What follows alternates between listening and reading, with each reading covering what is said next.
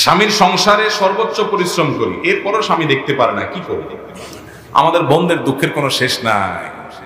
এত খাটাখাটনি দেয়, এরপরেও স্বামী দেখতে পারে না, সন্তুষ্ট না। আছে না এরকম নিমক হারাম? অনেক খারাপ স্বামী আছে। আবার অনেক সময় দেখা যায় যে স্বামী এত নিমক হারাম না, কিন্তু স্ত্রীর চাহিদা অনেক বেশি। উল্টা আছে না নাই? যে সমস্ত মা বোনরা স্বামীর সংসারে খাটার পরও কোনো মূল্য পাচ্ছেন না, তাদেরকে বলি, আপনার মূল্য আপনার স্বামী যদি নাও দেয়, ইমানদারের কোনো লস বলতে কিচ্ছু নাই, আপনার রব ঠিকই দিবে। আল্লাহ দিবেন না? দিবেন না? আল্লাহ তাআলা কি অবিচার করেন কারোর প্রতি? কারোর প্রতি অবিচার করেন। আপনি স্বামীর সংসারে আপনার সবটুকু দিয়ে সেবা করেছেন, কাজ করেছেন, খেদমত করেছেন আল্লাহকে খুশি করবার জন্য, আল্লাহর নির্দেশ পালন করার জন্য। স্বামী আপনাকে না দেখতে পারে, আল্লাহ ঠিকই দেখতে পারবেন এবং বিনিময় দিবেন। আল্লাহ তাআলা বিনিময় দিতে ভুল করবেন, অতএব অসুবিধা কি? স্বামী না দিলে কি হয়েছে? আমার আল্লাহ দিবে। ইমানদার কখনো এই জন্য ডিপ্রেশনে পড়তে পারে। সবসময় আল্লাহর দিকে মনোযোগী থাকতে হবে। দুনিয়াতেই সব পেয়ে যাবেন এমনটা মনে করার কোনো কারণ নাই।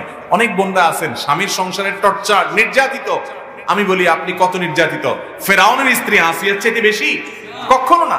তার চাইতে যদি বেশি না হন, তিনি নির্যাতিত হয়েছেন। আল্লাহ তাআলা জীবদ্দশায় তাকে জান্নাতের কোথায় তার অবস্থান হবে এটা দেখিয়েছেন তাকে। এটা দেখতে দেখতে তার মৃত্যু হয়েছে। অতএব যারা কষ্ট করছেন স্বামীর সংসারে, একটু সবর করবেন। সবরে আল্লাহ তাআলা আপনাকে মেওয়া ফলাবেন দুনিয়াতে এবং আখিরাতে। কষ্ট করতে করতে না মৃত্যু হয়ে যাবে, এর চেয়ে বেশি কিছু তো না, কিন্তু অনন্ত অসীমকালের জান্নাত আপনার হয়ে যাবে। ওইটা তো কেউ নিতে পারবে। অতএব ইমানদারের ভরসার জায়গাটা সেটা। এরপর প্রশ্ন হলো, একজন অবিবাহিত পুরুষ এবং মহিলা যদি জিনার মতো একটি খারাপ কাজ করে, তারপর তারা যদি বিয়ে করে নেয়, তাহলে কি মহান আল্লাহ পাক তাদের ক্ষমা করে দিবেন এবং তারা দাম্পত্য জীবনে সুখী হতে পারবে কিনা? জেনার মতো খারাপ কাজের শাস্তি ভোগ করতে হতে পারে কিনা?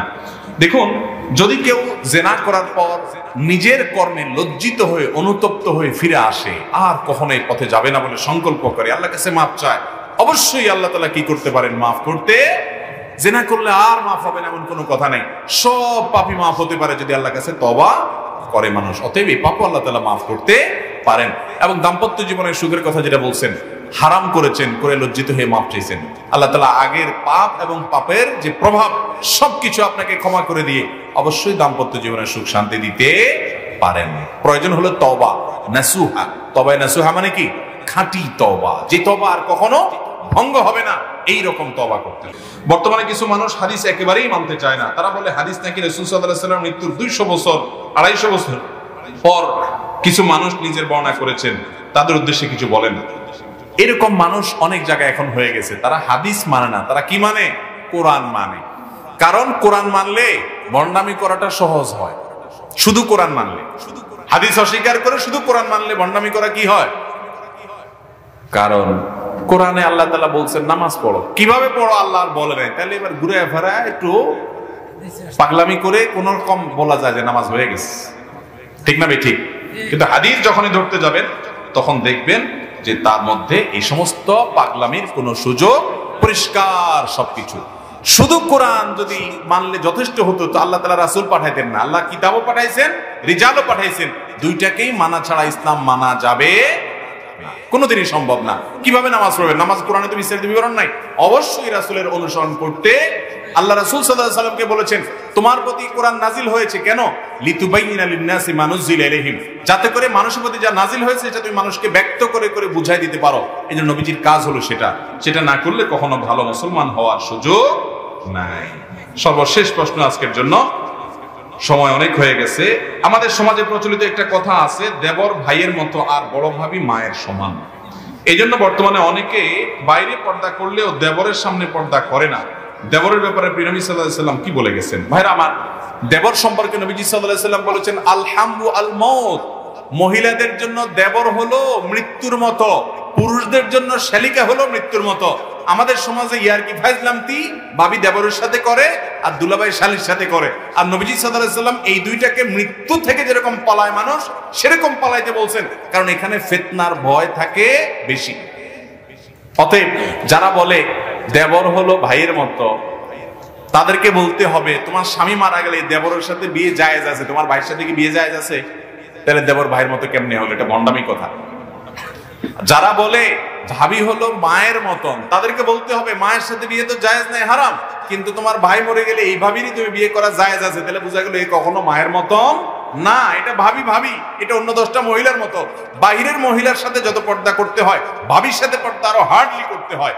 বাহিরের মহিলার সাথে যত পর্দা করতে হয়, নিজের শ্যালিকার সাথে পর্দা আরো বেশি শক্তভাবে করতে হয়। বাহিরে পরপুরুষের সামনে যতটা পর্দা করতে হয়, ঘরে দেবরের সাথে আরো শক্ত পর্দা করতে হয়। আমাদের দেশে অনেক মহিলা আছে বাহিরে বোরকা পরে, হাত মোজা পা মোজা পরে, ঘরে ঠিকই দেবরের সাথে দেখা যায়, আছে না নাই?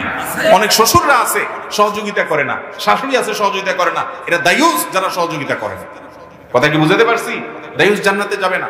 ভাইরা আমার, পারিবারিক জীবনের শান্তির জন্য কোরআন হাদিসে চলার কোনো বিকল্প নাই। দেবর ভাবির ভিতরে যদি পর্দার বিধান উঠায় দেন, এরপর দেখবেন অঘটন ঘটছে, নানান আকাম কুকাম হয়েছে, এরপরে কান্দাকাটি করবেন, কোনো লাভ হবে না। এই জন্য দুলাভাইদেরকে শালি থেকে, দেবরদের থেকে, ভাবি থেকে দূরে সরাইতে হবে। এটা শয়তানের শিখাইছে যে ভাবি মায়ের মতন, দেবর ভাইয়ের মতন। এটা ভণ্ডামি কথা, এটা কখনো সত্য কথা না। তারা বেপর্দা হলে, পর্দার বিধান না মানলে গুনাহ আরো বেশি হবে। অন্য মানুষের চাইতে এখানে পর্দা আরো বেশি করতে হবে। মুরব্বীরা সহযোগিতা করবেন বাসার ভিতরে মহিলাদেরকে দেবরের সাথে পর্দা করার জন্য। এবং এই দুলাভাইয়ের সাথে শালিকার আপনার ইয়ারকি ফাইজলামতি, অনেক সময় বাপ মা দেখে কিছু বলে না, এগুলো মূর্খতা। এখানে আরো শক্ত হতে হবে, কোনো ফাইজলামতি চলবে না। এই ফাইজলামতির হাত ধরে অনেক আকাম কুকাম হয়, এরপরে আফসোস করে আর কাজ হবে না। আল্লাহ তাআলা আমাদের সবাইকে বুঝার তৌফিক দান করেন, আমল করার তৌফিক দান করুন। অনেক সময় বলে থাকি তার হায়াত বেশি, সে বেশি দিন বাঁচবে, এটা সঠিক কিনা? হতে পারে কারোর হায়াত বেশি, কিন্তু আপনি জানলেন কিভাবে তার হায়াত বেশি? অনেক সময় দেখা যায় কারোর আলাপ আলোচনা করতেছেন, হঠাৎ করে সে হাজির হয়ে গেছে, তো বলে কি, এই তোর হায়াত আছে রে, বলে না? এটা কোনো কথা? হায়াত তো আছে, হায়াত না হলে সে আসলো কেন? এটা কোনো কথা আছে? ভাই হায়াত আছে তোর, হায়াত তো আমার আছে বেটা, না হলে আমি এলাম কেমনি?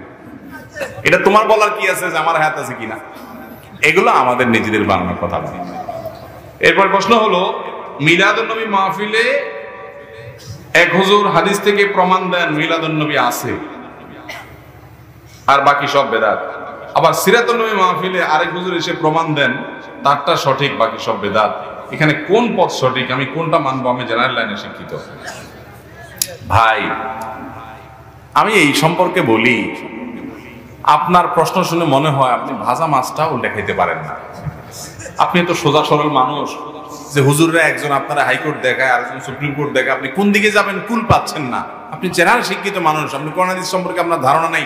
হুজুররা আপনারা একজনে একদিক বলে, এই জন্য আপনি এখন দিশেহারা, আপনি বিরক্ত, আপনার মেজাজ গরম, হুজুররা এত রকম কথা বলে কেন? বাহ, এটা আল্লাহরে যা বলিয়েন কিয়ামতের দিন, আল্লাহ আমার কি দোষ, এই মৌলবীরা একটা একদিকে টানছে, আমি কোন দিক যাব? মায়ের একটাও নিচে হবে না।